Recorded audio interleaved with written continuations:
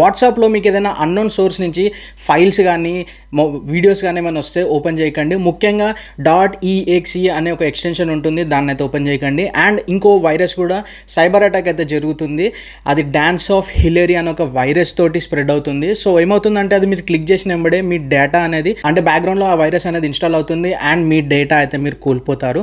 ఎలాంటి డేటా అంటే మీ bank data, మీ personal data అనేది కోల్పోతారు.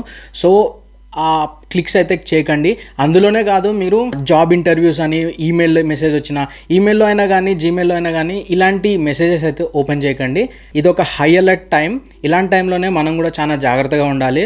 ఒక సెట్టింగ్ అయితే మీరు ఆన్ చేసుకోవాలి మీ మొబైల్లో. అదేం సెట్టింగ్ అంటే అలర్ట్ సెట్టింగ్ అనమాట. సో అలర్ట్స్ గవర్నమెంట్ నుంచి ఏదైనా అలర్ట్స్ వస్తే మన మొబైల్కి డైరెక్ట్గా వస్తాయి.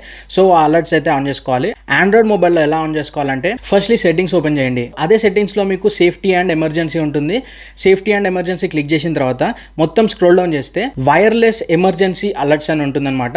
సో అది మీరైతే ఆన్ చేసి పెట్టుకోండి. ఇది ఒక హై టైం. ఇలాంటి టైంలోనే మనకి ఏదైనా అలర్ట్స్ అనేవి వస్తే మనకి డైరెక్ట్గా వస్తుంది మొబైల్కి.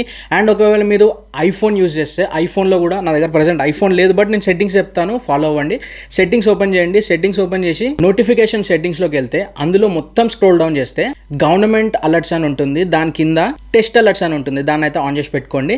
చెప్తున్నా కదా, ఇలాంటి టైంలోనే మనం కొంచెం హై అలర్ట్గా ఉండాలి. ఎలాంటి లింక్స్ అయినా ఓపెన్ చేయకండి. అన్నోన్ సోర్స్ నుంచి వస్తే అయితే ఖచ్చితంగా ఓపెన్ చేయకండి.